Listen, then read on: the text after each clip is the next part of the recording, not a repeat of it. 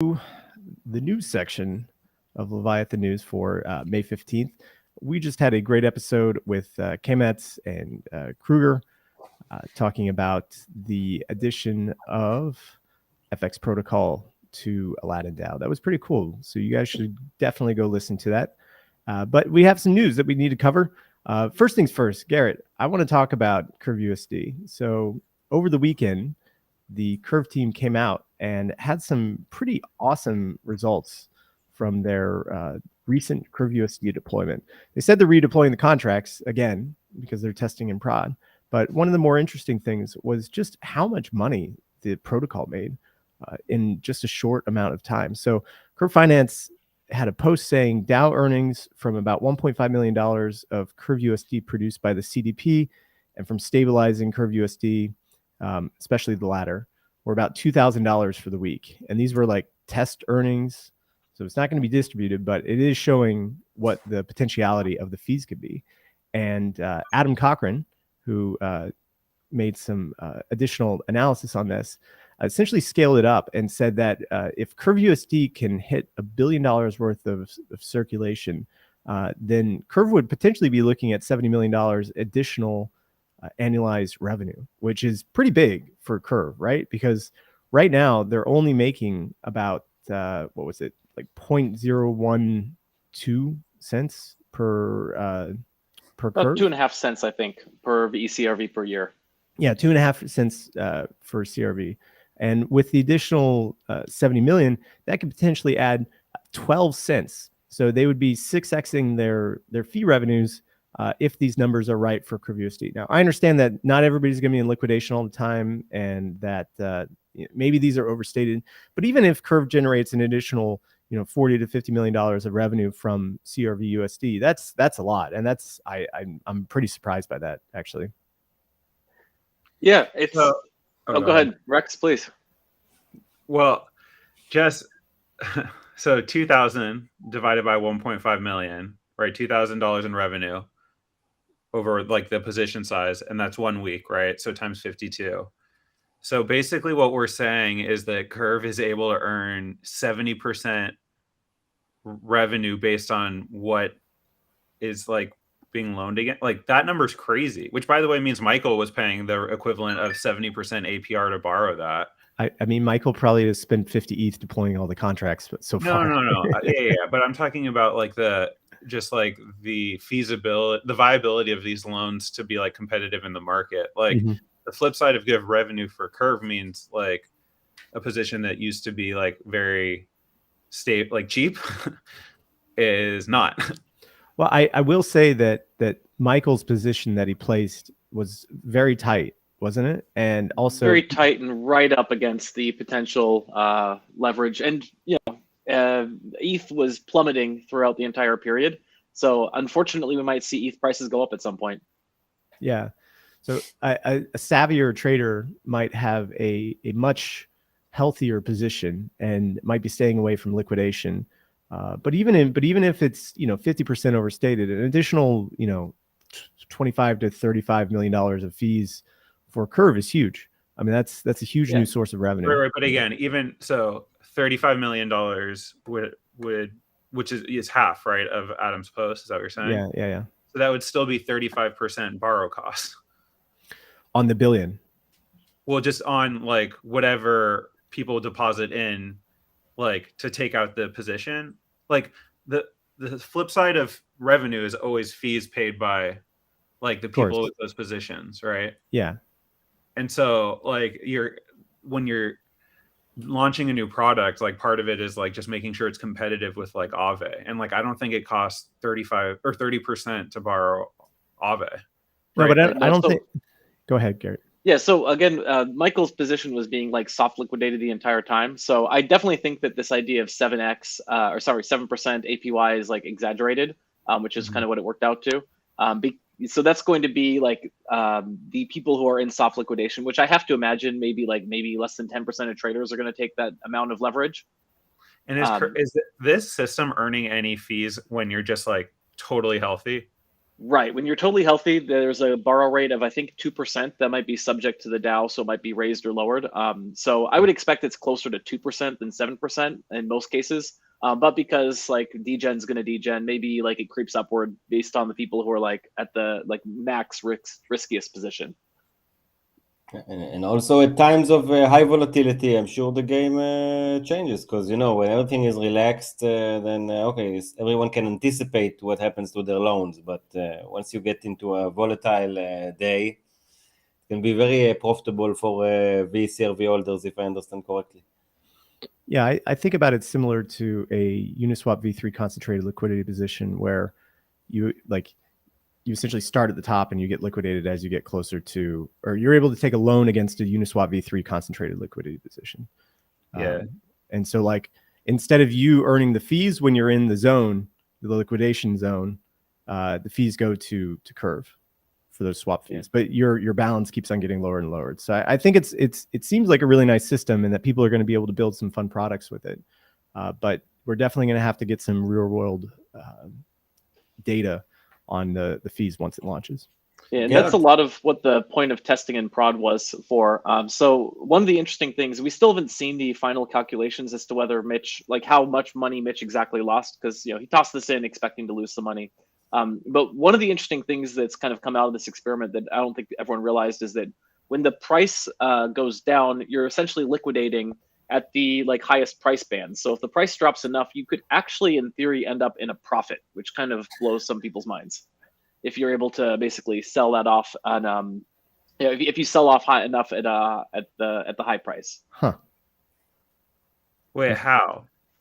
Isn't the whole point of the like? Because you're essentially like long gamma, right? So like you have to think about it like you're selling, you're essentially liquidating back into dollars with whatever asset. So if the volatility of your asset is pretty big and it drops a lot, right? You've been auto liquidating from this high point, right? And if it goes down to this low point now, you already have all these dollars that you sold up here, and you're essentially DCAing out.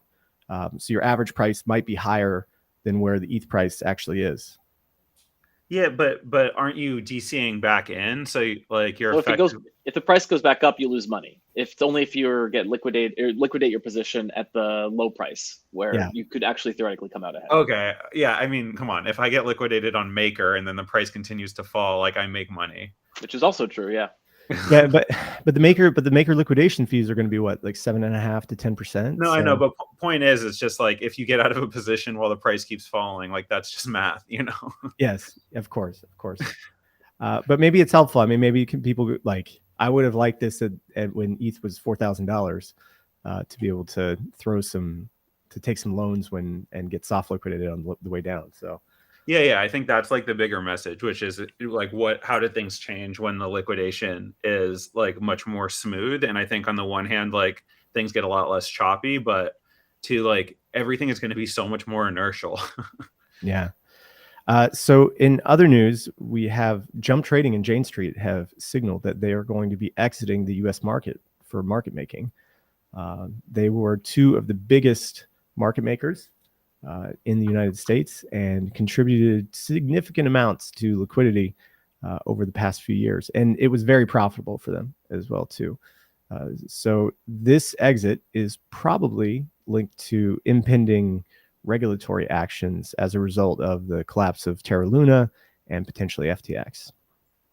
Oh, yeah. I mean, it's for sure regulatory if they're not exiting the sector just in the US. And like, the real question is how much that matters. And like especially for Jump, right? Where if they still want to provide like, I just don't really know what Jane Street does, but like if they want to continue to provide liquidity, these are like international like financial conglomerates, like they'll keep doing it. And like they definitely both have offices in Singapore. Like why wouldn't you keep doing in Dubai?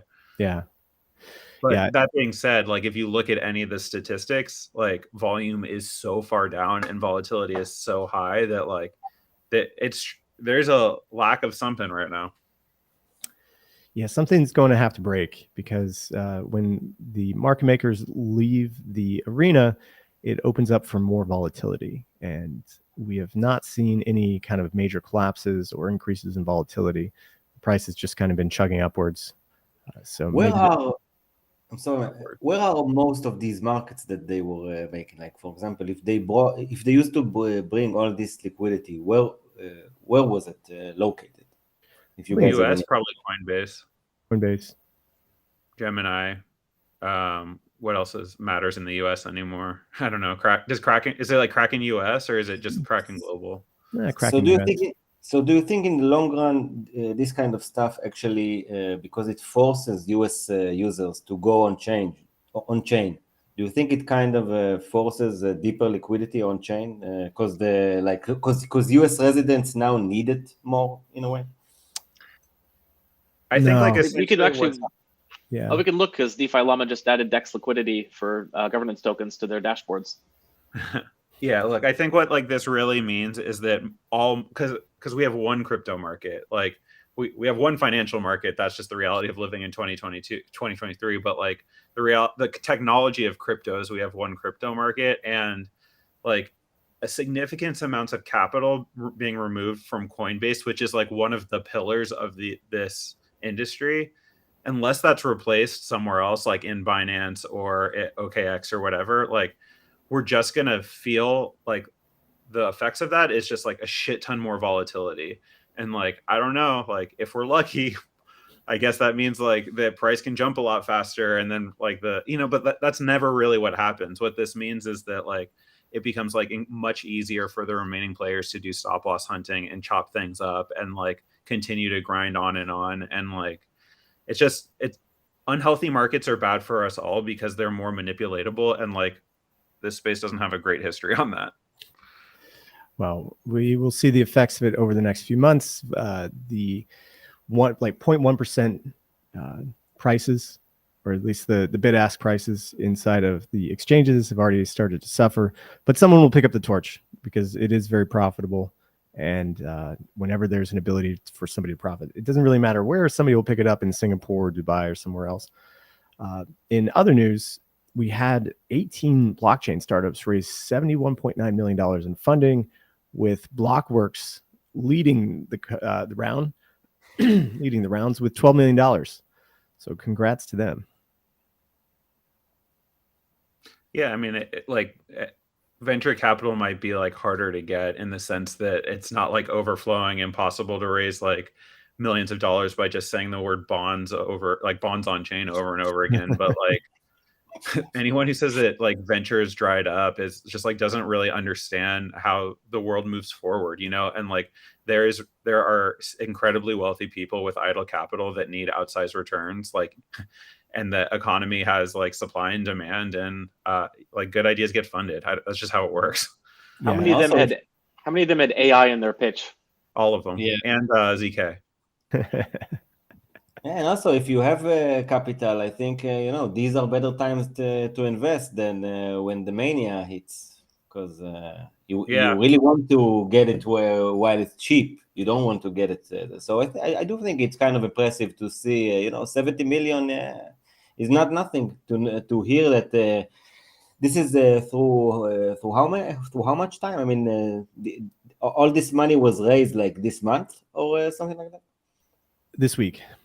This week. So like, I mean, look, these are all like no disrespect, but like these are all small numbers and like seed rounds, and like that's great, but you divide 70 million by 18, like it's a lot of like energy in the space, but like again, there's always capital for good ideas and good teams, like always.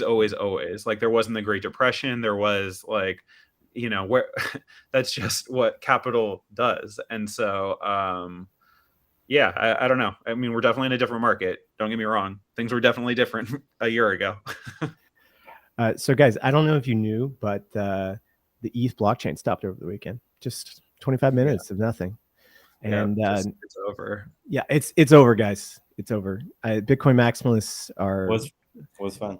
Just finally have something to hang over the ETH maxis heads by saying that, look, here, your blockchain, now that you're proof of stake, it stops. It's like Solana now. We're going to have outages every 3 weeks. But how right are they? Are they right enough to say it? Well, the issue was not that the blocks are being produced, because they were. It was just that finality in the blocks was having issues. Garrett or Rex, do you want to go more into that?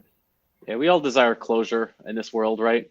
So it's nice to know when we can arrive at this. So we talked a bit about it on Friday's show, and we were wondering what exactly the fault was. Over the weekend, if you are running a node, particularly with Teku or Prism, they've released some upgrades over the weekend, which they suspect was going to solve this problem.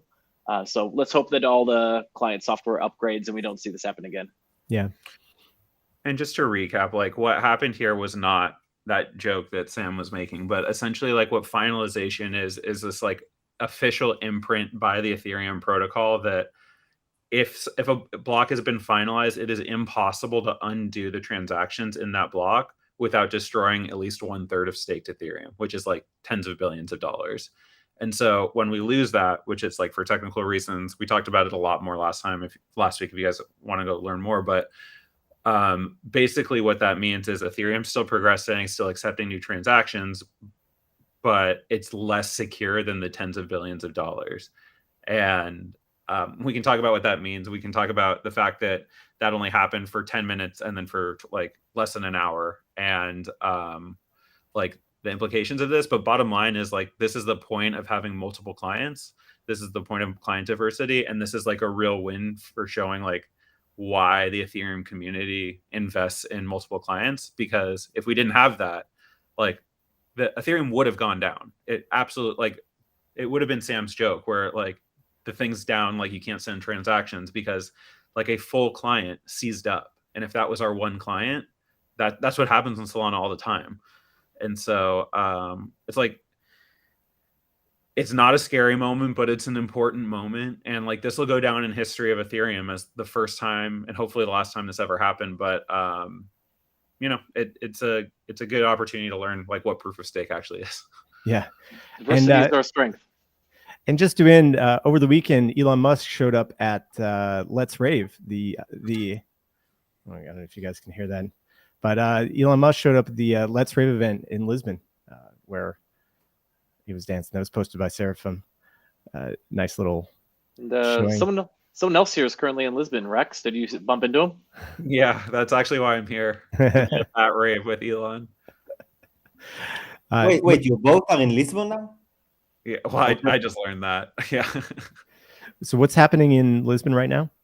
Oh, my fiance has a like externship at a hospital here. Oh, great. Okay, I thought it was crypto related. It's always crypto related. Well, we can end it here. There was much more that we'll cover tomorrow, as we are always on top of the news. So thank you for tuning in today. It's May 15th, and until the tide returns, we'll be back tomorrow.